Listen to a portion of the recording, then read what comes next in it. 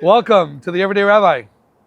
We're back with another episode, different studio, very different guest, but one very familiar to me, to my life, to my past. My dear brother, Yisrael Dubov, all the way from the west side of the United States. Vegas, baby. You'll introduce yourself, and Vegas, that's right. What happens in Vegas? Goes on the internet. Goes on the internet, exactly. So give us a quick a quick introduction, who you are. Well, first of all, I have been Sruli my whole life growing up. But when I moved to the West Coast, I actually became Yisrael. I don't know if you know that.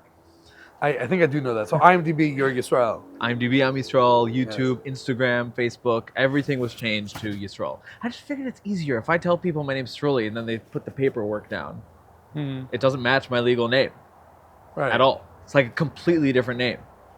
People are always like, how do you get Sruli from Yisrael? But that's every nickname, no? Leivik?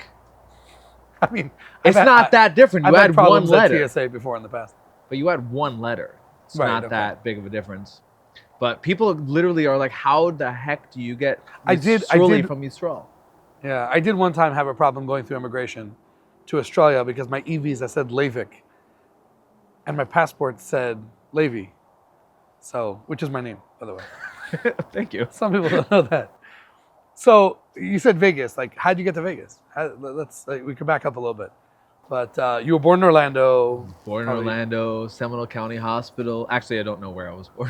Which hospital? Do you know which hospital? I don't know. But you're definitely part of our family. You're not adopted. We can guarantee that. So we were roommates for a while. I mean, we like later on in life. I was. You can correct me if I'm wrong, but I think I was your only roommate. That's very possible. Official roommate. Were you roommates with like Hanchi? People sneak into the room all the time, but like were you roommates with Hanchi at all? Yeah. Okay. But very short. Very short. Oh no. So we were roommates way back in the day. I don't know if you remember this. So when you were little, like it was the boys' room and the girl room. Yeah.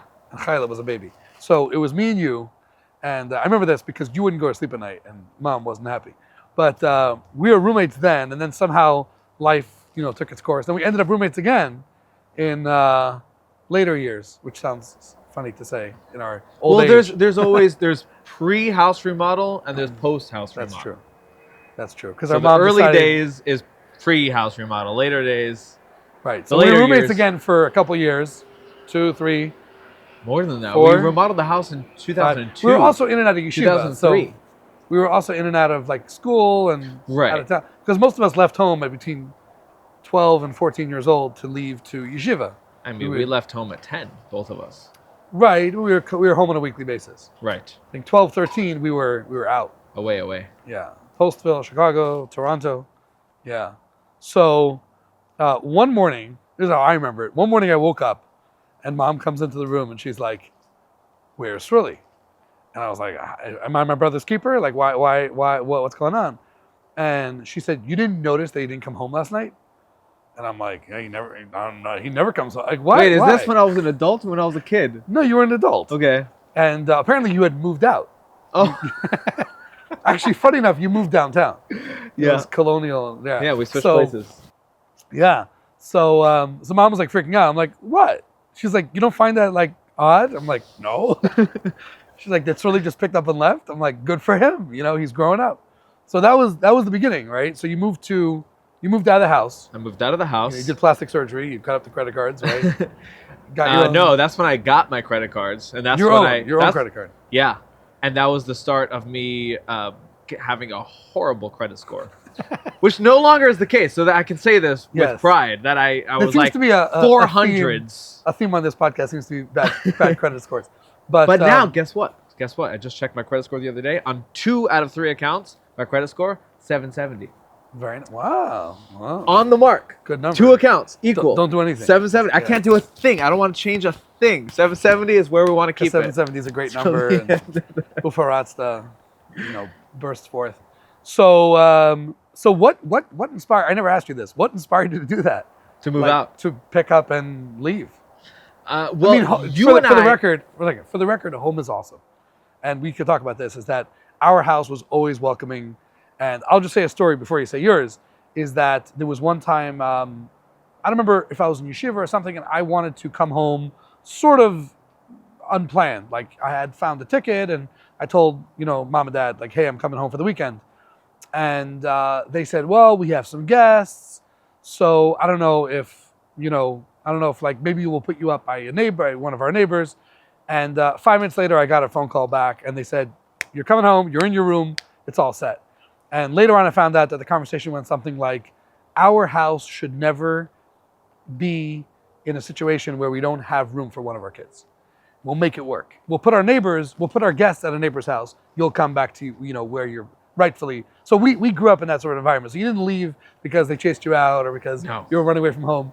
But why did you leave? I mean, heck, when I don't know if you remember, Chayla's bat mitzvah was over Shabbos. We had 40 people staying in that house? Right. 3 of mom's sisters and brothers and all their kids. We were on couches, on floors, on pull-out beds, There's no such thing as not enough room. There's always room for one more.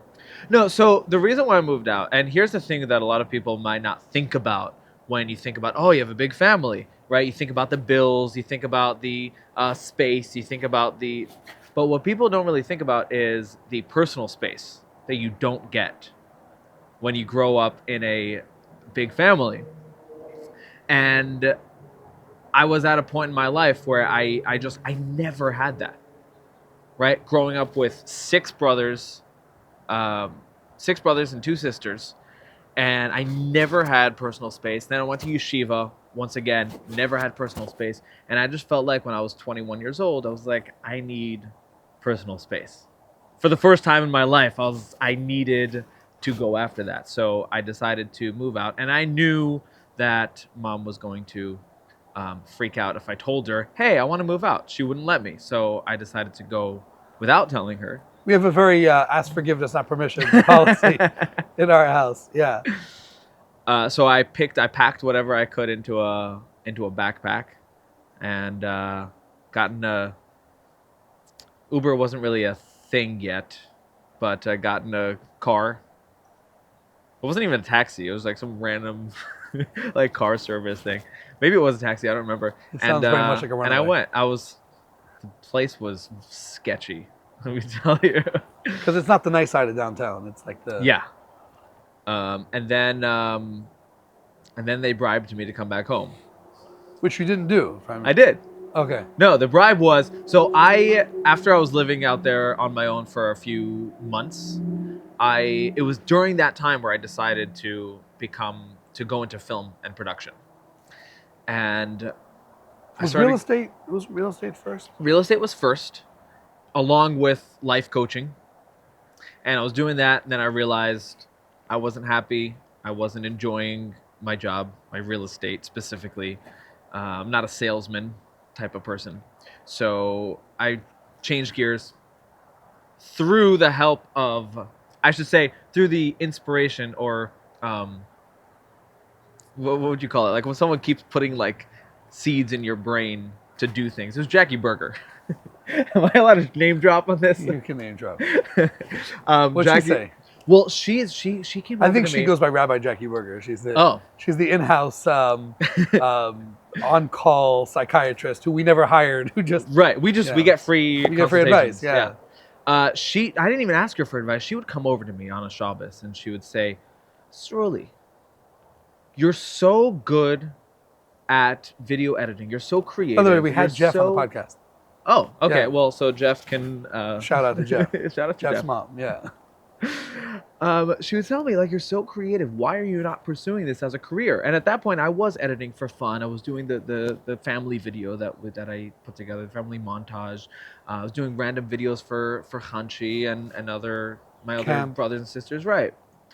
And so Jackie would come over to me and say, why? This doesn't make any sense to me. Why are you not pursuing this? And it took a while. It wasn't like that next day I changed everything. It took a while. But eventually, it was during that period where I was away from home where I decided, okay, this is... Unlike in the movies, Inception takes time. Right. It takes months. Has to filter. It has to, go through its what do they call it? It's a gestation process. It's a germination. Yeah, exactly. And it's a grow, right? You plant the seed and the seed has to grow.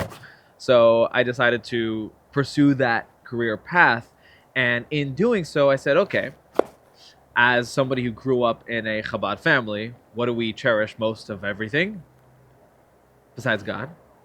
Learning, right? Learning and growth. So in my entire being, I understood that the first thing you need in anything, in any endeavor, is training. So I said, okay, I'm going to go to film school. Okay, how am I going to pay for this? So I took a shot. I took a wild shot. And I said, Mom, Dad, will you pay for me to go to film school? And they said, yes, on one condition, if you move back home. I said, deal, done, finished.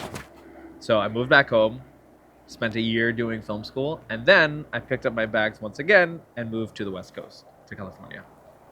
Los Angeles. Los Angeles specifically. Well, no, because actually the first place I lived was in Madera, California, which is north, like near Sacramento. And then I lived in Bakersfield, California. I was doing working at a wine factory. So what was that like? So you move out to California. You don't know anyone. Maybe you knew one guy. No, I didn't know anybody. You're talking about... I didn't know anybody. I made the decision first to go to California, and randomly I got a phone call. From a guy that I was in Yeshiva with. And he says, hey, are you looking for a summer job? I said, what do you have in mind? He said, well, I'm one of the managers at this winery in California, and if you want a month, maybe 2 months, 6 weeks or something, you can come out, you can work, good pay. And I said, it just so happens that I already plan on moving to California. So he got me my first job in California, and I ended up working there for something along to the tune of 3 months until I got an actual job in Los Angeles. So I was able to move to Los Angeles proper. Nice. So you got this job in California. You moved to LA. Again, you don't really know anybody. No. I randomly contacted this guy on Facebook that I just so happened to see a video or two of his that I thought looked really nice. His name was Mendel. Surprise, surprise. Random guy. I just messaged him on Facebook. I was like, hey, in the industry, do you want to get together for coffee? He said, sure. And then within, I don't know, a month, we were like making movies together. I still work with him to this day. Production, editing, what were you doing? I was co-directing with him on a film. It was like a music film. Not a music video, it was a music film. It was like a short film, but to music. And what's the latest thing you did? With him? Yeah. We did a video for a real estate company on the West Coast. Well, on the West Coast and Texas. They own apartment complexes across the U.S. and we were doing a video for their internal team. It was like an appreciation dinner video. You seem to do it like that seems to be your niche. Like the corporate stuff? Corporate or bas mitzvah video or a bar mitzvah video or a gala dinner video, no? Well, in every job, I feel like there's always there's the part of the job that pays the bills and there's the part of the job that you enjoy. Those videos are the part of the job that pays the bills. Okay. And the part that I enjoy is mostly pro bono. But sometimes, every once in a while, something gets through the cracks where I both enjoy it and get to get paid for it. And what's your enjoyment? What do you love doing the most? Well, I didn't know this at the time, but I figured out later in life that I wanted to be a performer. Acting in particular. So you did that in LA as well? Yeah. For the first year or two in LA, I was doing mostly video production, whether it was editing or producing or directing. And then after I decided at some point in there, it was after the James Corden bit that I did. Which was, just for the sake of, we can link that in the comments. Oh, beautiful. So I was working Was that like your biggest hit, by the way, till today? Is that like one of your highlights? Oh, yeah, almost 6 million hits on YouTube, for sure. So what's the story? So the story was I was working at a kosher shop in LA called Western Kosher. And They were actually phenomenal as a management. They were very supportive of me going off and pursuing my dreams. And they said, hey, if you get a job, let us know. And I took off like 3 months at one point just to do a job for Nickelodeon. They were very, very supportive. I was very, very happy to have that job. And I was working there, and the story goes that the James Corden, the Late Late Show with James Corden, was doing a segment called Mystery Pizza Box, where they was working with the pizza store next door to the shop. It was called Prime Pizza. And James Corden would go with the delivery person, a random person who ordered pizza. James Corden would go with the delivery guy, and he'd take a pizza box, and he'd show up to the guy's door, and they would open the door expecting their pizza. And James Corden was sitting there going, okay, you can get your pizza, or you can get the mystery pizza box. And then they would choose, and sometimes it's like in camp when they do the... Sure. Yeah, you can get slime, or you can get... Auction night. Right, Yeah. right. So it was a fun segment, but they were shooting that right outside of Western Kosher because the pizza place was right next door. And being somebody who was in film, I peek outside and was like, hey, what are you doing? I was talking to one of the production assistants. They told me what was going on. And I said, as a half joking, half serious, I said, hey, if you guys ever want a Jewish deli, we got you. And they were like, okay, cool. Didn't really think much of it. But 3 weeks later, they call. And they want to do a shoot in Western Kosher, which was the Take a Break series. Okay, that became a whole series. It wasn't just Western Kosher they did that with. Right. It became a whole series. I think Western Kosher was the first one? Maybe first or second. It was very early on.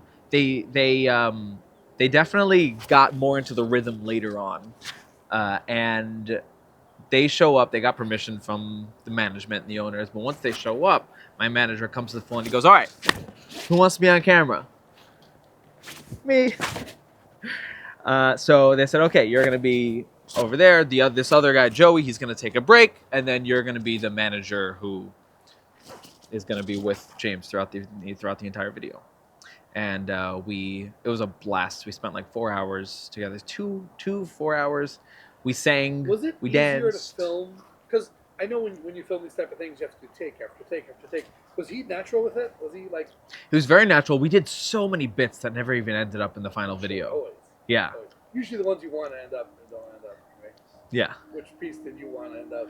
Oh, so we went back to the warehouse to get a box for an order. And with this particular, there was 2 levels, and you have to like climb up a ladder, and then you go up to the second level. And as James is up there, like scouring for boxes, yelling down like, "What the heck am I doing here?" The director turns to me and he goes, "Hey, pull the ladder away so he can't get down." And I thought that was hilarious, so I pulled the ladder away, and he's like, "What the heck is going on here?" That was a fun bit that he never made it in. Never made it in. You could see in the video, you could see him up top in the second level, but we didn't do the bit with the ladder in the video. Because I've had friends throughout the years text me or message me that there's this guy on the James Corden show that looks exactly like Sruli. And I'm like, yeah, I wonder why he looks exactly like Sruli. Yeah, on the YouTube comments, it all says this person looks like Jake Gyllenhaal. Yes, of course. Who incidentally, alter ego. Who incidentally is Jewish. I don't know if a lot of people don't know that. Like really Jewish? Yeah. Yeah. Maybe your soul cousin. No, I want to play his brother on something. Yeah. I need to play his brother. So William Morris Entertainment, if you're watching. You didn't get any that it doesn't lead. These things are just your 15 seconds of fame. I'd say 15 minutes, but I don't think it was 15 minutes. My name wasn't even listed in the video. Like people in the comments, like, who is this guy? If my name was in there, maybe it would have led to something. Right. How'd you get on IMDb then? The way that IMDb works is if you're in anything that gets listed on IMDb. It's just a list of cast, and you'll be at the rock bottom, but you're there. Well, it's not even that. So it depends because when you have to be in a guild. No. Okay. The union is a whole other discussion. It's a whole animal on its own. The union is like, it's insane. There's so many different hoops that you have to jump through. But You don't have to be to work in film. However, like the big blockbuster movies, anything you see on Netflix and HBO Max and all those big shows, big budget productions, they're all union productions. Mm-hmm. And while you don't have to be union, if you work too many of those jobs, the union sends you a letter and says, you can't keep working these jobs if you don't join the union. Got it. So join the union. To me, IMDb is like there's two sections. There's you have a picture, you don't have a picture. Yeah. You could, I'm sure, upload your own picture if you want. You have to pay for an account if you want to upload your own picture. Got it. So that actors makes who don't sense. have a picture usually just don't want to pay the $200 a year. Mm-hmm. 150? It's 150. So what was the coolest project you worked on in all your years? So first of all, you were in Los Angeles for how long? I was in LA for 8 years. Okay, and then you decided to move east, A little bit east. a little bit east. So you moved to Vegas, I moved to Vegas. which was, if I recall, funny because you would get more LA jobs in Vegas than you would in LA. I booked my first major TV show after I moved to Vegas in LA, which So- to me was wild. So what happened? What were some highlights that you were working on? What was your favorite show or gig that you worked on? One of my favorite shows was a one-man show that I got cast in. And this is very strange because usually one-man shows are not cast. They are produced, directed, and acted by the same person. Usually an actor says, I'm going to write my own play. And they write a one-person show, and then they go up and they perform the one-man show that they wrote. But this was actually cast. So somebody else wrote it, found me through the audition process, and wanted to cast me. And it was actually I played a Jewish comedian, or Jewish up-and-coming comedian in the 50s and 60s in Brooklyn, New York. And being a one-man show, I had to do several different characters and accents. And it was quite enjoyable because I would... First of all, the whole show was me putting on a Brooklyn accent. And then As a Floridian. randomly putting on different voices. There was and plus singing. It was very, very enjoyable. So you're very into voices, I realized. You have... Yeah. You imperson- Yeah. You do impersonations. Yeah. You big fan of the diversity of the acting world. Yeah. Who's your favorite? Who's my favorite actor? Who's my favorite what? Voice. My favorite voice. So I actually don't do a lot of... I'm more of a fan of doing just random voices than I am of doing actual impersonations. Because impersonations, there's too many parameters. Like I have to get this right. Whereas if you're 95%, If I just choose a voice like this and I don't even know whose voice it is, I can do whatever I want. Right. If you're 95% accurate in voice impersonation, then you're not that great. You have to either be perfectly spot on, or people don't enjoy it. right.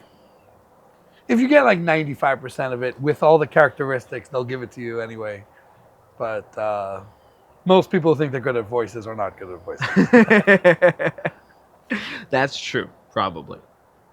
But yeah, I'm not a huge fan. I'm not as big of a fan of doing impersonations as I am of just pulling voices out of my neck.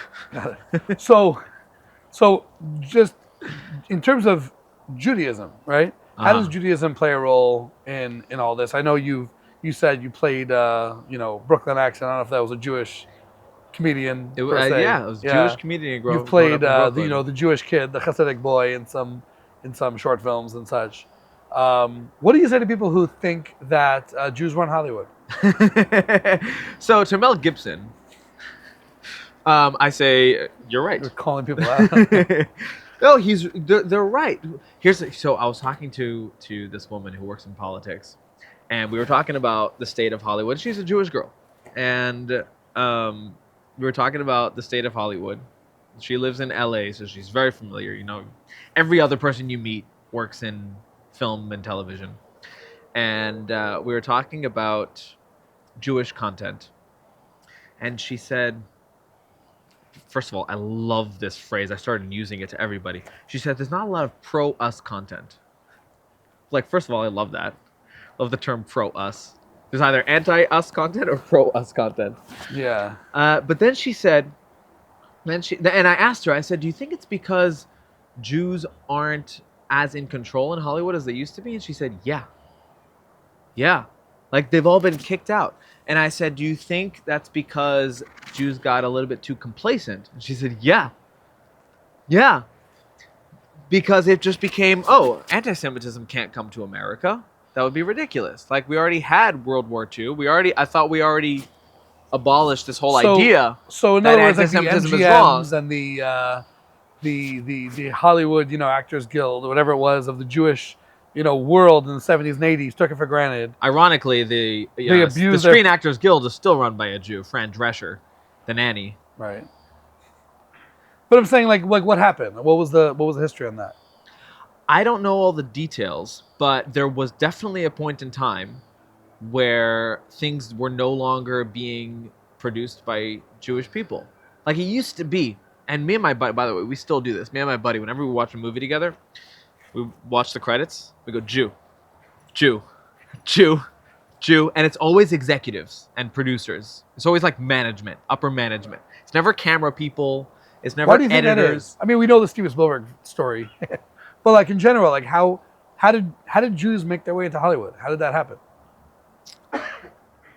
I did look up the history of Hollywood, but I don't recall all of the little details. But when you think about business, the amount of the profit margin is so large when it comes to film that it seemed to be a no-brainer. Right, but like what industries? So you have all these different persuasions that would be interested. I mean, everyone likes money, right? Well, so let me ask you this: who was their boss when it comes to film? Who was buying? In what sense? Who was buying their films? I don't know. Investors? The audience. Okay. The people. Who's buying their bank accounts? Right. Why did Jews start banks? The original reason? They couldn't get a job.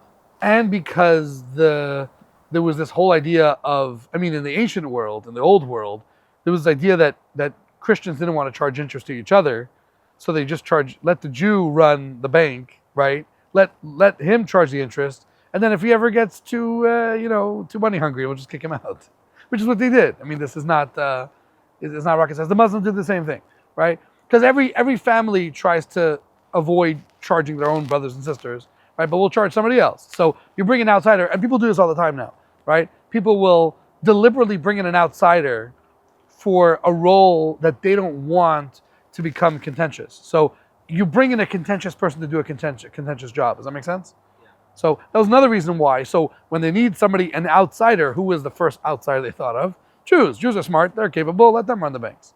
So it wasn't so much, the bank wasn't a denigrated job, as much it was just an outsider's. Nobody wanted to be the bank manager. Let's just hire somebody else to be you have a mediator, right? In a civil case, you don't want the mediator to have any skin in the game because you want them to be impartial. You want them to be an outsider in that sense. That's, I think, the original reason. But the Jews own the banks. They're not getting hired by the banks. Well, originally they were getting hired by banks, and then maybe that. Like Goldman and Sachs, if you know the story of Goldman and Sachs, is that they were, as far as I remember, they started that as an interest company, right? That basically had IOUs, you had all these people want to borrow money, and all these people want to. It's a lending company. That's what banks are. They want to lend money, yeah. And you basically make a shidduch, you make a match between the two, and they would literally just facilitate deals, which is really what banks are today. Right. I mean, this is not, the old banking system. This is 1955, 1960s, which eventually went to investment banking because they went to that industry. I mean, Joe Flom being the first lawyer in America, at least according to Malcolm Gladwell, who was involved, one of my favorite stories, he was the first major firm in New York City involved with mergers and acquisitions. And it wasn't that he was trying to get into mergers and acquisitions because there was a lot of profit margin. If anything, it was he was not allowed to join certain law firms because he was a Jew. They didn't want to hire Jews. So he started his own little law firm in a side business called mergers and acquisitions, which was not a big thing in the 50s, and slaved away in a small little law firm. And then in the 60s, when mergers and acquisitions became a thing with corporate takeovers, he was in a prime position. His law firm became $1 billion law firm within a couple of years. So I don't know if that's so much opportunity as much as it is blessing. I mean, God, he was in the right place at the right time. Actually, was the right place 10 years early to be able to be in the right place at the right time so that when the wave, the tsunami of money came in, he was positioned. There was no way for him to know that was coming. So I think one way to look at it is that we're not always looking for the opportunities. We're taking whatever we can get. Right. And then suddenly we're blessed, right, for whatever reason, for better or for worse, that the blessings come our way. I think people so often confuse the two and they think, where could I go for the big opportunities? I remember one conversation we had many, many years ago when you were in real estate was you wanted to go into real estate. And I said, why do you want to go into real estate? And you said, because the money's in real estate. I said, what do you really want to do? He said, I want to do acting. I want to do editing. I want to do film. I want to do production. I said, so go do film and production. And you said, well, there's not a lot of money there. And I said, and I know we both believe this, is that if you do what you're passionate about, the money will come. And it did, right? In some way or another. So maybe not even from acting. Maybe it came from other stuff. Maybe it came from side jobs. If you use the money, your side money, to fund and to fund what you really want to do, what you appreciate doing, that's a life worth living. There's a difference between what you do for money and what you do with your time. They don't have to be the same thing. And we believe that both. Yeah. Right? In a job like this, right? You don't become a Chabad rabbi because of the money. It doesn't work that way. And if you do, you have other problems. You do it because it's important. And, we did a podcast with our father, and he talked about how he didn't have money any money for the first 10, 12 years that he was doing what he did while he was trying to build a community, while he was building a synagogue, while he was, fundraising and all that. There was barely enough money to feed his own family, let alone, to grow and do all the great things that they do today. So I think one simple lesson is when you do what's important, when you do what's critical for you to do, then all the other stuff really follows. It comes together. Yeah, and doesn't it say something in like Shar B'Tachin that every person should choose a career Let's that get to Shar B'Tachin. they does, enjoy. Actually. It does. Everyone thinks Right. that's like New Age philosophy. I just saw it.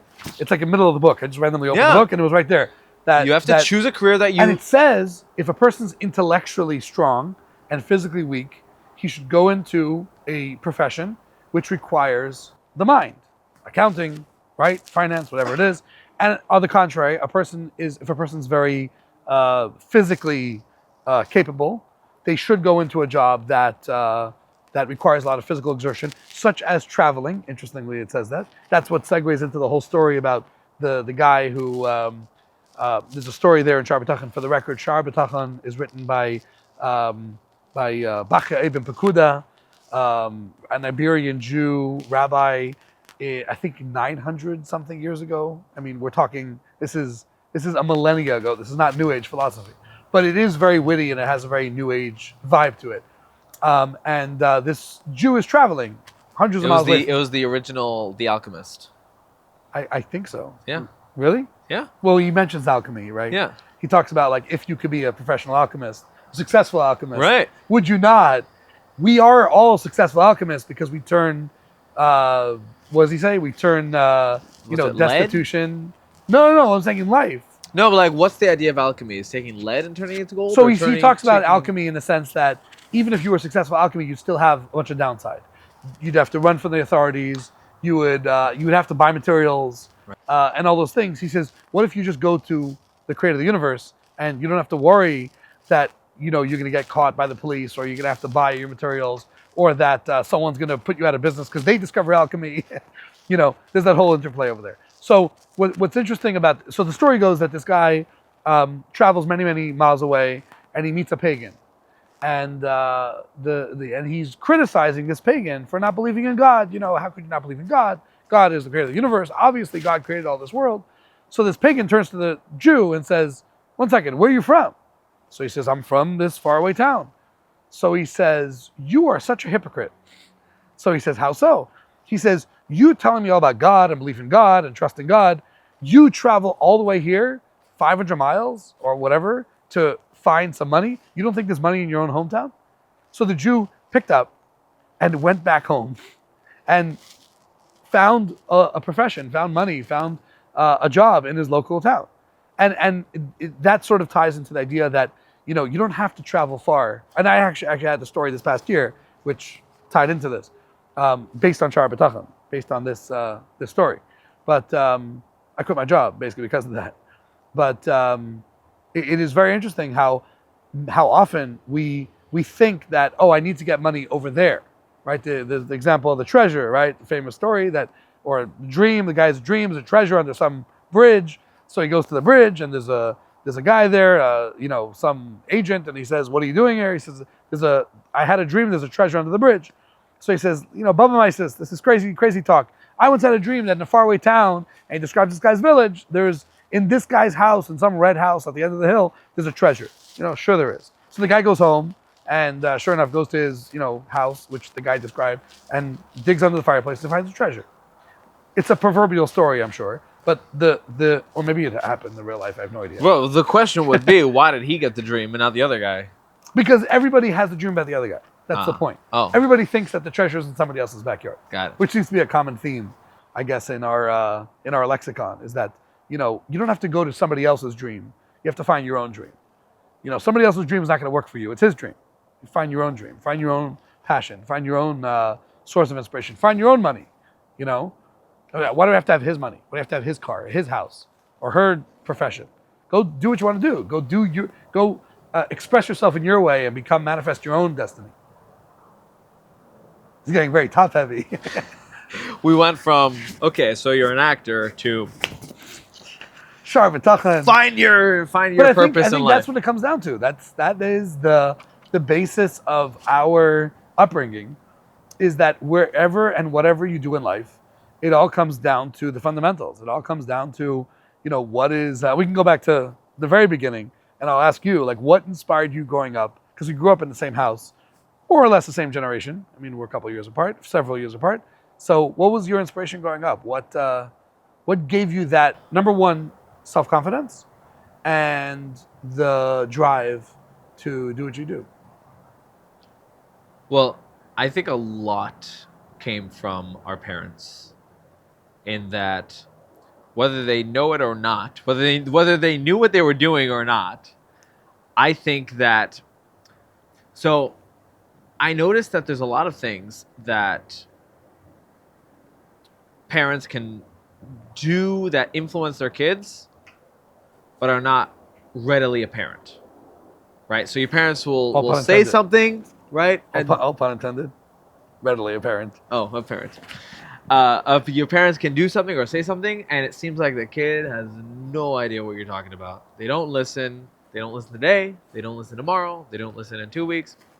But I believe, and I don't have any proof of this, but I believe that there are many things that our parents said to me or did with me that gave me a lot of self-confidence. Now, granted, I did a lot of self-work. You and I were both into personal growth books and audiobooks and seminars and all that stuff. And so I definitely did a lot of work on my own to get to the place where I am today. But I don't know if I would have ever even attempted to get there had I not had the parenting that I did. Now, what was that? What did you get from it, whether they know it or not? What did they give you? So I'll give you an example. And there's probably way more where this comes from. But here's one thing that I vividly remember in my mind. I was a very, very stubborn and Stiff-necked. It's your name. Right. But here's the thing. I think that I was more unique in the sense that I was... Really? I fought against everything. You're unique in a family of 9? Yes. I fought against everything. They created entire systems just because I was being the hard ass. Right? Well, for Sruli, we're going to have... So what systems did they create because of you? awards. I didn't participate in the award system. So Oh, okay. okay, how do we get this kid to? So I remember shopping for school, and one of the stationery things that we needed to have was a ruler. Now, I don't remember ever learning anything that involved a ruler, but part of our stationery that we had to buy was a ruler for our school.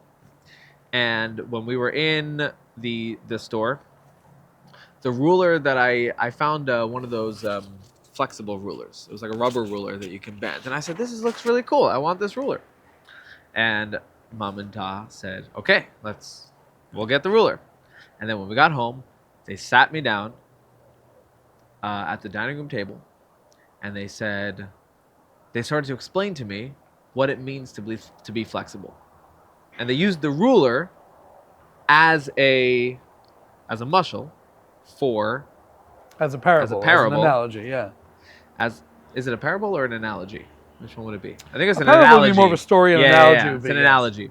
They used the ruler as an analogy to express what does it mean to be flexible. They gave me they contrasted glass with rubber. Glass, if it can't bend, then it breaks. But something that's rubber, it can bend as much as you want and it won't break. And again, I stayed glass for a very long time after that.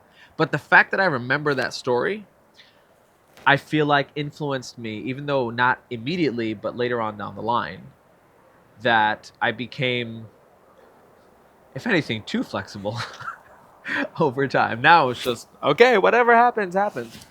But I think also your personality. But it wasn't when I was a kid. What changed? So you could argue that when people begin to realize the depth of their own personality, and I think, again, growing up in a big family, you're required to do this, and God help the people who don't, is you're required to find your own uniqueness. And you're different because there's 9 of us. We all look different and act different and think different and want different things. One thing our parents are very good at doing, I think, was generating a sense of individuality. Like you just because you have this and you're this way doesn't mean that they can't be the other way, and so on. I think one of the reasons why we didn't fight so much was because we each had our own interests. One of us was an artist, one of us was an actor, and somebody else was involved with. Everyone had their own thing, and it's like, hey, don't steal his thing. Go get your own thing. Go find your own vocation, your own path. So that was one part of it, but also discovering within ourselves, like learning about ourselves and observing ourselves, right? Becoming the conscious observer of our own life and saying, if I'm like this, then maybe I should act this way or think this way. Not that I should think this way. I already do think this way. So let me employ that. Let me use that. Let me exercise that. I'll tell you when it changed. It was when I was in Yeshiva, and we had to go on Miftzayim. And for those who don't know, Miftzayim is every Friday we would pair up with one of our classmates and go out into the world. Which just to preface that, in most yeshivas, the Seder yeshiva ends at 12 o'clock, and you basically have off time. You have free time until Shabbat begins.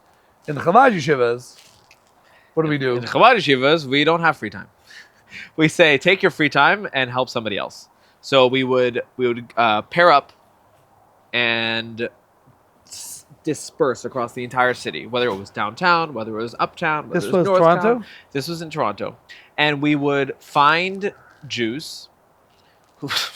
That was fun. We'd find Jews and we would help them do a mitzvah, right? So the classic one was put on tefillin, but it wasn't always put on tefillin. If it was a woman, we would encourage them to light Shabbat candles. If it was somebody who didn't want to put on tefillin, we could share a Torah thought with them, maybe help them give tzedakah. It doesn't really matter what the mitzvah was. The main thing was to help them do a mitzvah. Now, my partner, the partner that I was paired up with, was just as shy as I was. So we were just walking around going, "Are you Jew? Okay, I'm sorry. Are you?" It was lucky that we had the two boys that were the alumni that were there previously, they had already scoured out a certain area, and we had what was called routes, and we would follow a certain route, and the guys on that route already were familiar with the yeshiva boys who would come by. That was our only saving grace, was that they knew that we were coming, so we were able to be, oh, the yeshiva boys are here, sure, let's put on tefillin.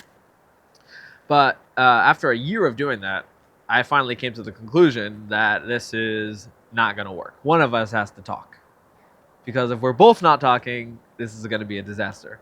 So that's when I decided to learn how to talk to people. I picked up books, How to Win Friends and Influence People by Seems to be a classic. Dale in the Carnegie. Yeshiva system, yeah. There was one called The Art of Mingling that I read, which I lost. I don't know where that went. But I needed to learn. I was talking to every stranger This was before that I met. Toastmasters, right? Yeah. Yeah, way before. This is way before Toastmasters. I made it a point to talk to every single stranger I came into contact with until I completely obliterated any of that. This seems to be the difference between introverts and extroverts. Is extroverts never go through that experience. We don't have to prove that we can talk to people. You know? Yeah, you need to learn how to refrain from talking. That's the True. That's the avodah of an extrovert. Yes. Especially on a podcast. When it's your podcast. So you went to Yeshiva, you had to start talking to people. How'd that go? It was hard. It was very hard, but I had a strong motivating factor, so I just did it. And I started talking more when I was on Miftzayim, and I started talking more when I was just waiting in line at the grocery store. And I started talking more to everybody. And I think it changed my life, because now I got to a point where I'm no longer handicapped in either direction. I don't have to talk to people, and I don't have to not talk to people. I can make a choice at any point in time. So this is interesting, just to get into a very, very segmented part of what we usually talk about, which is personality types, right? And most people, in my community, nobody knows that I know this stuff, because it just doesn't come up most of the time, unless it does, and then, you know. But one of the things I remember, there was actually one of the teachers who was in Orlando, because my parents had a school. Our parents had a school for many years, and then the school closed, and then we still needed an education. So for the younger kids, they would hire teachers to teach the young kids who were still in need of Jewish education. Until we got older, then we either went away or learned online and all that stuff. But one of the teachers was very into this, and like she had some book, and I borrowed it, and I was like, this is interesting. This is good stuff. Is that where it started for you? That's how it started. Yes. Was that Chani? Yes, Rifki. Oh, Rifki. So and then it was like, you know, you pick up one book and it's good. Where can I get more books? And that's how really got started. So obviously, you know, you have to go through Myers-Briggs, even though everyone's critical of Myers-Briggs. They sort of oversimplified, and, you know, oversimplification does both good and bad to every knowledge base. And then we discovered others who were, I think, much more thorough, or more, well, it's a word. They would be able to find, you know, it was interesting because every single individual who would learn and study would find the things within the knowledge that cater to them. So, for example, you know, David Kiersey, who's, you know, please understand me. Please understand me. 2. I don't know what happened to number 1. Number 1. I think I tried reading number 1. I don't know. Maybe he scrapped it. But it's written like an intellectual. It's really an intellectual's book. And then there was the animal book. The other one, I forgot who it was. Susan something. It's been a while. It's been a couple of years. But she sort of took a more playful approach to the 4 types. And then I believe even David Kiersey would say that there were those, you know, you find in biblical times and Greek philosophers, you have sort of the 4 different archetypes, and you have within American, you know, constitutionalism or colonialism, you find, you know, the different leadership differences amongst different leaders. And then you have, you know, Myers-Briggs, of course, the idealistic of the bunch. You know, everybody has to find their own Carl thing. Jung. Then you always have those like, you can't box me in, you know, I'm not boxable, which are ironically I have the an most incredible boxable. story about that. Yes, please tell me. It was our brother Tzviki. Yes. and I was sitting on the couch, and we were talking about the Myers or the personality types, specifically the MBTI, the Myers-Briggs Type Indicator. Oy. And Zviki said, "You know, I don't believe in any of this stuff. I don't think you could box people into one box." So without saying a word, I went over to the bookshelf, and I pulled off David Kersey's book. Please understand me. Right. And I A flipped to the fellow INTP, by the way. right, and I flipped to the INTP, which we know our brother Zviki is. Flipped over to the INTP, and I read verbatim. The INTP tends to not like boxing people in and putting people into one personality type. And I closed the book, and Zviki said, "Okay, you have a point." Right. It's the most usually the most playful types, and I think that the response to that, first of all, the rebuttal is that you're not boxing somebody in, you are sharing with them how they function, right? Literally, I mean, Carl Jung was all about the psychological functions, and that we operate along neural superhighways, and the best example I've ever gotten for a neural superhighway is imagine you have somebody who walks through a field. You're walking through a cornfield, right? And you're pushing away corn and you're, bushwhacking your way through the field. And the first time it's going to be nearly impossible. And then you do it again and again and again and again. As you go through this thought process, you are carving a path. And eventually all the corn stalks or wheat stalks or stalks of, the 6-foot stalks will separate, and you have a small little path. And the path becomes a dirt path. The dirt path becomes a dirt road. The dirt road becomes a rock, gravel, and gravel becomes a road, and road becomes a country road, and a state road, and then eventually a highway, and then a superhighway. And that's really how our brains work, is that you go along these new ways of thinking. And as we are born, we have preferences. And whether those preferences are natural or nurtured, I think the jury's still out on that. For the most part, we find that people seem to be pretty naturally inclined towards certain ways. And the big elephant in the room is, could you change it? Could you change them? And the answer is yes, but would you want to? So in other words, your personality is conducive to certain things. Warren Buffett would say, my brain is wired to read 10Ks all day, and I enjoy it.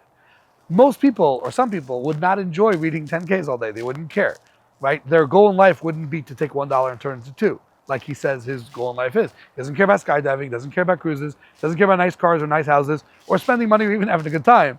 His good time is literally sitting in a library with a bunch of 10Ks, right? And predicting or not even predicting, waiting for the price to come to a reasonable one, so you can basically buy into a great company at a good price. So that's not for everybody. And I think the minute, to get back to goals and vocations in life, the minute you realize that you're never going to be Warren Buffett because you don't want to be, is a life-changing moment. You're never going to be Michael Jordan. You're never going to be, Bill Gates or the President of the United States. Maybe you will, but not any of the ones who ever were presidents of the United States.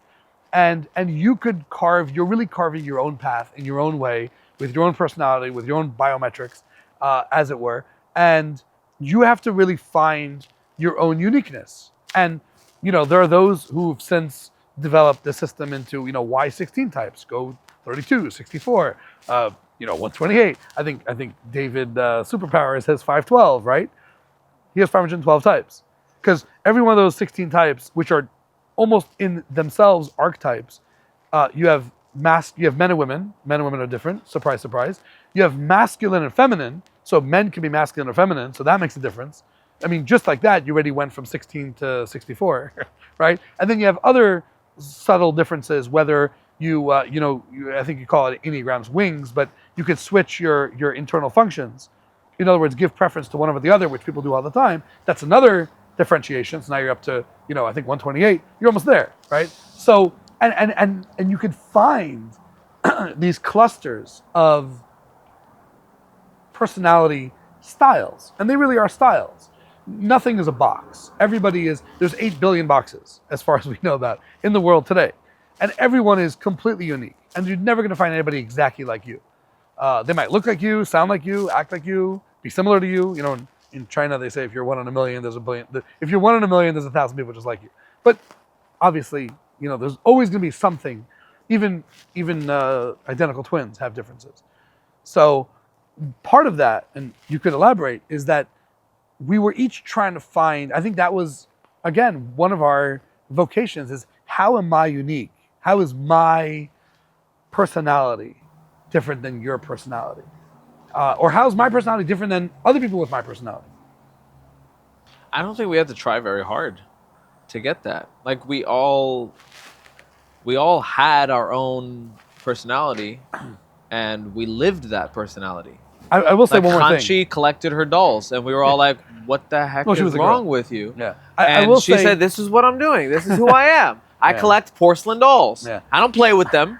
They just sit creepily, sitting on the shelf around my room, just staring down as I sleep. I tried sleeping in their room a couple times. Like, how do you sleep in here? These dolls are creepy." So another thing that it also provided was that when you know how you're unique, even if you're unique in a 1/16th of the general population, that gives you a lot of freedom within your own self, that you're not that unique. You're not that weird. You're not that strange. It was Dr. Seuss who said, we're each weird in our own way, right? And then in marriage, we're trying to find someone who's weird like us. We're all weird, You call somebody strange, in the land of the strange is weird. So that's normal is relative, and weird is relative. So Normal's also boring. it depends for who. I was thinking about this last night. So it depends for who. Some people love boring, Right. Because they're, and they love normal. yeah. And some people can't stand normal and boring, and they need to just, shake the apple cart or Yeah. knock over the apple cart, tip the apple cart, which is your style. Yes, 100%. That's why I don't go to just one organization in Vegas that, like, it seems to be their target audience for Jewish functions is like cool people. And the rabbi, the organizer, he's always reaching out to me. He's like, Yisrael, why aren't you coming to the thing? I was like, you guys are too cool for me. I need like outcasts. I need the ne'er-do-wells. I need the people who are so unique and weird Where do you find that? on campus. Why are campus students so different? Why are they not cool? That's a very good question. Not cool in a and good way. I think it's because, right, in a good way. I think it's because the rabbi doesn't try to be cool. He doesn't try to dress anything up to appeal to a certain audience. He says, this is who I am. This is what Judaism is. I'm not going to sugarcoat anything. I'm not going to say Torah instead of Torah. I'm going to speak the way I speak. I'm going to say Judaism the way Judaism is. And I respect that so much because so many rabbis are so afraid of people taking their Judaism the wrong way, even though that's what they believe. And that's one of my big pet peeves about rabbis who do that. It's like, why? I was editing a video for this guy, and there's a very, very upbeat and high energy song that I used for it was like a recap video for some young Jewish professionals thing. And the song was "It's Samba Samba Samba Samba L'Chala Nafshi Kama Kama," and he messaged me. He's like, "Can you pick a different song?" I was like, "What, is it too Jewish for you?" I ended up picking a song by Jason Derulo, and he goes, this one's good." I thought the guy was crazy. Here, Chabad rabbi, by the way. Chabad rabbi felt like the Chabad song was too Jewish for him, for his video, for his crowd. There's always this funny thing that the rabbi and the people both want opposite things, so you have to find something in the middle. That's like, I don't know, maybe it's Jason Derulo is like the middle ground. No, the whole Between concept, the whole reason why Chabad works is because we present Judaism the way that we were brought up, of the way Judaism is supposed to be presented. And if you're going to change that, or dress it up, or then you're the whole reason why people come to you is because they know you are the authentic Judaism. That's why people go to Chabad, right? That's why people say, "Oh, conservative is seems to be a little bit inauthentic. Reform seems to be inauthentic." I'm talking about the people who want, right? There are people who want to go to conservative and reform shuls, and that's fine. Do whatever makes you happy. It's better to go to shul somewhere than nowhere. But then people go to Chabad. What do they want? They want authentic Judaism. So they go to Chabad. So now if the rabbi comes and says, okay, now we're going to change it, and we're not going to, you're missing the whole point. So this is funny because, to me it's funny because you would think you'd hear that from a big rabbi. Not that you're not a big rabbi, but I'm the real everyday rabbi. Yeah, you are. We're each an everyday rabbi in our own way. Every Jew is an everyday rabbi. I used to say every Jew is a rabbi, which is true. Every person's a rabbi. Every Yid's a rabbi. It's a new tagline. Every person is an everyday rabbi. But I think they should be. I think the inspiration for the everyday rabbi was, I don't know if we ever said this on camera, but someone, a friend of mine, I say friend because I consider everyone who I know a friend, right? If we're close and we have conversations, we're friends. You might also be a donor. You might also be, a member, and you might also come to events, and you might also, be a brother or a cousin, but we're friends. So this guy invited me to go out to Akiva Springs and just go for a hike. And we went on a hike and we had a conversation just like this. And he said to me afterwards, he said, you're the same person on the hike as you are in your shul, in your Chabad, center. And I said, yeah, like why would that be surprising? And he said, it's very unique. It's not everyone's like that.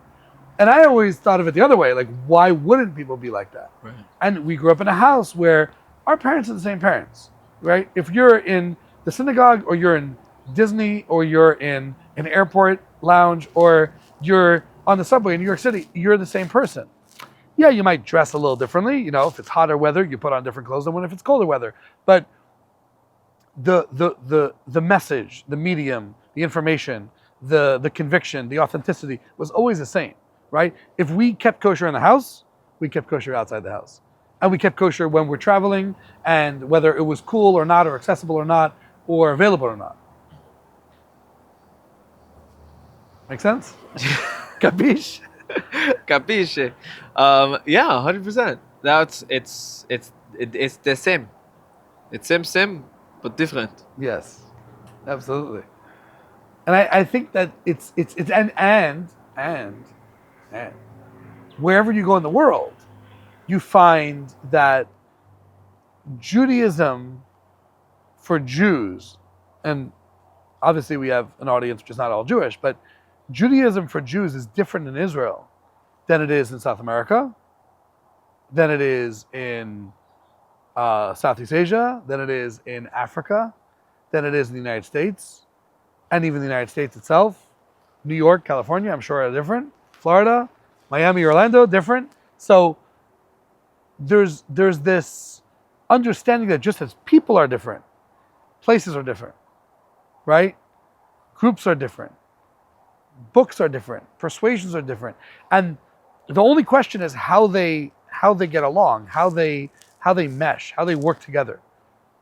Sometimes the most creative things, the most creative ideas are taking two things which don't often jive and, putting them together. A lot of the DJs now, you'll have, so-and-so, X so-and-so. Like you just, let's take classical music and mix it with with the hard rock or something like that. And there could be a beauty to that. Sometimes not always does it work. But when you find the synchronicity, right? Garrett something. He does that. Takes Yeah. classical A songs. lot He makes of them them do rock. it Yeah. But to be able to find the crossover, to be able to find the Venn diagram of two seemingly diametrically opposed ideas or diametrically opposed people, and to put them in a room like Sacha Baron Cohen, right? Hummus and Hamas, we get along. It's the same, right? Sacha Baron Cohen, by the way, also a Jew from a finance background who gave up his job in finance to go to Hollywood, right? Literally because it was too boring. He was making $250,000 a year. It wasn't for the money. It was for his own personal sanity, I guess. That he's like, I need to ruffle some feathers. I need to, get people out of their shell. And I think that was his inspiration, which is a different type of inspiration. but he's still doing that, right? Yeah. You know, how could I tip the apple cart? I don't know what his, I don't know what's up with him, but in every one of us, in our own way, we should do what we have to do. And even the Hasidim of old, by the way, you find those Hasidim that were like, they were the serious, the learners, the guys whose head was always in the book. And then you had the guys like Shmuel Munkes, who was always making jokes in order to teach that way. We spoke, previously about, the strict teachers versus the easygoing teachers. Shmuel Munkes was probably more effective as a teacher. And Mendel Futterfas was more effective as a teacher with his humor and with his dynamic personality than some rabbis were, who were able to repeat the entire Talmud word for word verbatim. Right?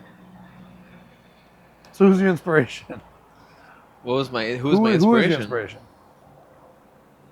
Well, I think it should be mentioned that I had a whole period of time where I wasn't even practicing Judaism, let alone We're all practicing. questioned. No, I perfected it. Perfected it. Let alone questioning the belief in God overall. So it was definitely a How whole. old were you? I went through that phase at 15, 16. I don't know. We all have to go through it. The question's when. It was definitely. YY says the younger you go gradual. through it, the better it is for you. But. Probably. I don't remember where it happened, but I remember the moment that it changed. I had to have been like 28, and I was watching. Good riddance. I was watching a Christian pastor debating with 3 evolutionists about creation versus evolution, and this was the first time I ever heard this angle being taken, because a lot of people, when they debate God's existence, they try to prove God's existence. He didn't try to do that. He said, I'm not here to prove that God exists, because that is impossible. There is no empirical evidence that you could provide that would prove that God exists. What I can do is I can prove that the evolution theory is just a theory. And that to believe in evolution takes just as much faith as it does to believe in God. Now that you have 2 faiths, which one makes more sense? Rationally, which one makes more sense? So in other words, what you're doing is you're bringing it from a sphere of rationality to a sphere of faith, and then saying of the faith, which one's more rational? Right. So in other words, we don't really. No one knows anything, right? This could all be an illusion. It could all be a simulation. But based on all of our conscious observation, which one fits, right? And I had a very, very similar experience. For me, it was a bit younger. I started the path of questioning my own path. Not in order to question, but in order to understand. Like, everybody must have information that I don't have, but then when I went to ask people, like my own colleagues who were all 16 years old, they were like, I don't know, we're all, maybe I was early. So, spiritual puberty, So, I started to ask people, and I didn't like the first answers I got. And my philosophy is, if you ask someone a question and they don't know the answer, go find somebody else. So, I had people in my life who seemed to be smart enough to have such answers, and I enjoyed going to one in particular, a rabbi, an uncle of ours, in New Jersey, and I was in his Chabad, and sitting in the back, listening to the lectures, listening to the Torah thoughts, listening to everything, sort of taking it in from an objective standpoint. I decided I'm not gonna, because with objectivity, you can't be too caught up in your viewpoint, because then you cloud and it disturbs the train of thought. So you have to really take a step back, and I encourage everyone to do this. When you're looking for something, when you're looking for information, the first time I sat down with Manos Friedman, we had a seminar, not a seminar, but a 5-day getaway retreat with Manas. And it was maybe 14, 15 of us, all older single guys. And I think it was the second time he had done this. And one of the first things he said was, there's going to be a lot of information. He always says this, though. There'll be a lot of information. Listen. Before you question, before you refute, before you argue, just listen. Take it in. Write it down. Think about it. And then go home and review it. And it was all recorded, I think. And then, you could go over in your mind. And a lot of times, people need that. They need to listen to the lecture. Listen to what the person said. Then, or read the book. Then the second time, start to write your notes and start to ask your questions. How many times do you read a book and you have a question, the next page, the question's answered? Because we're too quick. We're thinking too fast. Listen, then consciously, make an argument. So just to finish that thought, is we had to go through that process. So I'm in this Chabad house, and I found this book. I don't know if someone recommended it, but it was a little small, thin book called Permission to Believe by Lawrence Kellerman, Dave Kellerman. And what I loved about the book, first of all, was the title. It's permission, right? I'm not telling you what to believe. And in the opening preface of the book, and it's been a couple of years, I've gifted it a couple times as well, and I highly encourage everyone to read it. It's basically 4 rational proofs to the existence of God. And when I say proofs, they're cases. Right. They're permissions. I think historical, cosmological. They're rational conclusions. Rational perspectives. They're not empirical evidence. Exactly. They're rational conclusions. But it was for me, I didn't need rational proof. I needed a permission. I needed to know that it was rational to believe that there's a God who created the universe and that there's some sort of synchronicity, there's some sort of master plan, there's some sort of clock maker watchmaker behind all this, madness. And I think there's a very compelling case, maybe more compelling than the case against it, to say this. And not just intelligent design, but it goes much further beyond that. Of that, there's this sequence of, and then of course let me finish the sentence, that there's a sequence of parameters that make the case that there's a creator. And then you have book number 2, which is Permission to Receive, which is the oral tradition of, which is the Torah itself, that the creator who we presume to exist actually communicated with mankind via the Jewish people at Mount Sinai, known as the Bible, known as the Torah. And like it or not, most religions based most of their information on the Torah. Judeo-Christian ethics and Judeo-Christian law is based on the Talmud, like it or not, based on the Torah, like it or not. That's what happened. That's what, and the Rebbe makes this case, I think it's interesting. The Rebbe says that rationally, the giving of the Torah is the most authentic, most verified event in human history. Because there's no other event that we could point to where 3 million people plus would have heard or known about such an event. The flood story may not be as verified as the giving of the Torah on Mount Sinai. That's part 2. Part 3 is the oral tradition, which, that's the veracity of the oral tradition, and he goes on to that as well. And this is not unique to him. I think he just explains it very, very well. He articulates it. He was a UCLA professor, himself questioning religion, himself questioning the Jewish narrative, himself, I think he developed an algorithm to destroy any religion in 4 questions. And then when trying to destroy his own faith, not his own faith, but the faith he grew up with, he realized that it was bulletproof, it was impenetrable. And then every angle he came at, he said, maybe there's something here, and eventually became a rabbi and wrote some good books. So, and has some good lectures on YouTube, look him up, Lawrence Kellerman. That was my aha moment.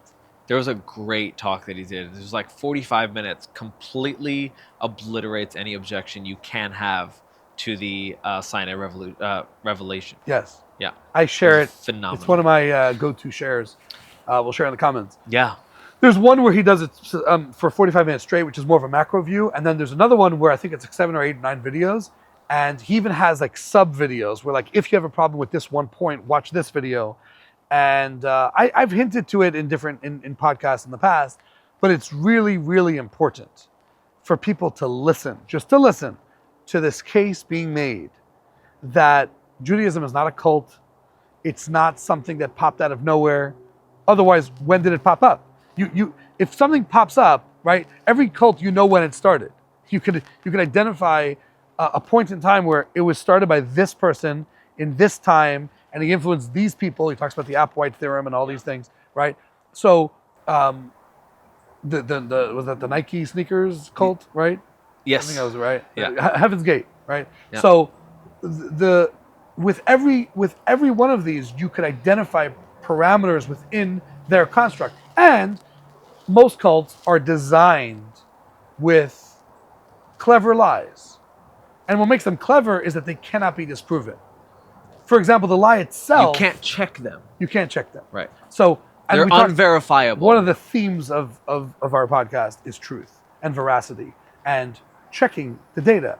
And one of the things that a lot of charlatans will do, and if you know how to look for this, you'll identify it very quickly. People trying to, switch and bait, and people trying to sell you lemon and all these things, is number one, do they keep on moving the ball? Right? We know magicians, sleight of hand. When they say, look here, something's happening over here, right? There's always this diversion. And when you start to look for that, and what would be the difference between someone who did magic and someone who did magic, real magic and fake magic, is that fake magic is always a trick. With real magic, there would be no trick. There would be no possible answer, no possible solution. And everybody knows, you see magic trick you can't solve, just go on YouTube. I mean, we're in the age of wisdom, the age of information. You could simply just Google, how was this trick done? And even if you don't get the exact answer right away, you sort of see how it was done. And if there were such a trick that would not have that, right? Some movies sort of touch on this. You would say this is mysticism, this is spiritualism, this is something bigger. And I think that we do believe that there's something that transcends magic as we know it. In other words, whether it's black magic or white magic. Black meaning using the occult, using negativity, using what we call in Hebrew tuma, impurity, spiritual impurity, versus white magic, which would be using the name of God, using spiritual power, spiritual energy. If you could tap into the atomic structure of the universe, you could manipulate the universe, right? Physically. It's like the Matrix, like the movie. So The Matrix. if you could tap into the spiritual construct of the universe, then you could alter the universe. It's top down, right, bottom up. Yeah. Well, here's what I think a lot of people don't get specifically about Judaism. So I was having dinner with a friend, and she. So I was having dinner. I was having dinner with a friend, and we were talking about religion, and she said, "Yeah, when I was 12 years old, she grew up in a Catholic church, not a Jewish girl. She said, when I was 12 years old, I came to the conclusion that there's too many contradictions, too many plot holes, and so this doesn't make sense, and so I left. And she says to me, I don't understand how you can still believe in religion when there's so many plot holes. And I said to her, I still believe in religion because there is no question that I had that has not been answered so far. And what I realized in that moment was two things. First of all, we have all the answers in Judaism. But secondly, when you're 12 years old and you're told certain things, and then you stop going to school, when you become an adult, you still think about those things you were told when you were 12, not grasping that they were told to you because you were 12. Whether they made sense or they didn't. In other words, regardless of how you were educated. Right, but the reason why you were told this at 12 is because you were 12, not because it's the end-all, be-all answer. Right.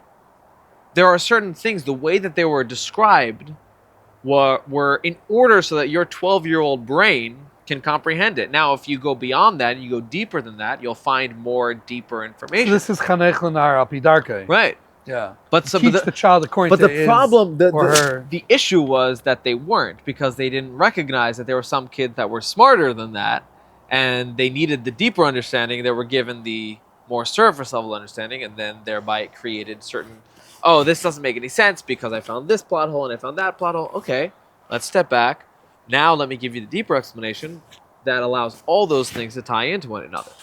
So we can go on for hours, but you know, we're coming to, you know, time constraint. This is I think one of the critical messages that we got growing up, and one of the messages that we share is that there's always answers. Yep. And there's always questions to those answers. So don't be content, or don't be content with an answer, and don't be flustered with a question. There's a beautiful story about the Kleisenberger, who a big rabbi in Europe, a Holocaust survivor, who they asked him, you know, how could this happen and all this tragedy, and he says, when I die and I go to heaven, they're going to take me upstairs and they're going to answer all my questions. But I'd rather be down here asking questions than up there getting answers. And that's one perspective. The other perspective is, if you could be down here getting answers, that's even better. Get the answers down here. Why wait until a person is, you know, goes upstairs? There's answers here, and like you said, I don't remember. I don't go to sleep at night. If I have a question, I'll find it. I will. And you know this about me, is that I mentioned this in a previous podcast. Is like, I had a question about something, you know, a question I had based on a sikha, a thesis of the Rebbe, and I went from person to person to person to person until I got an answer that satisfied me. And by the way, I was shocked when I was a kid and I found out that our father, Rabbi Dubov, had a rabbi that he would ask His rabbi had questions the to. rabbi, yes. I was shocked. This was like mind-blowing to me. Yes. That Rabbi Dubov had a rabbi that Rabbi Dubov had questions that he didn't know the answers to, but he had a rabbi that he would go Surprisingly, our father didn't know everything. He knew a lot. to. Right. Knows a lot. And still, and what's the other thing? That our father was always learning. Yeah. And Zion's from Rabbi Zion's from La Cienega says this, is that, you know, when you always see your father with a book, it's a pretty good metric, or a pretty good indication that you'll also always have a book. And I don't know if this is subconscious or so on, but we grew up in a house of books. Yeah. Which we didn't read for the most part. And then once in a while you'll pick up a book and you'll gloss through it like, this is interesting. And then another book and another book and another book. And eventually you start to realize that there's so much out there, more than we'll ever be able to download into our brains. But first of all, knowing that is one comfort. But also to get the answers that you need. And if you don't have the book in your house, there might be somebody else who has the book in their house. And, you know, all the time people will call each other up, hey, I need this reference, this page, this footnote. And if we need to find the information, we'll find the information. So, closing thoughts? I know we have to run, but what's your, I know you're heading back home soon, as we're going on a small trip ourselves, but what's the inspiration? Always be looking for answers. Always have a book in your hand. Always have a book. I think that's a wonderful lesson. Always have a book in your hands, but not only in subjects that some people, they only have books that are confirmation bias books. I already believe this, so let me buy the book that confirms what I already believe. Forget the confirmation bias books. Go out of your comfort zone and find something that may disagree with what you know. I think Nassim Taleb says, read books by people you don't like. You know. Yeah. Well, thanks so much. Thank you This for has having been really me. wonderful. Hope to have you back soon. It would in be a my hotel. pleasure. And we'll pick it up. Pick it up next time. Part 2. Part 2. Thank you so much. Thank you for joining us. A rather interesting, somewhat different episode of the Everyday Rabbi with my dear brother Sruli, and we touched on a lot of subjects of faith and Hollywood, going out west. I think that's an overarching theme. We each have to go west in our own lives. So like, comment, subscribe, and join us on the next episode of the Everyday Rabbi.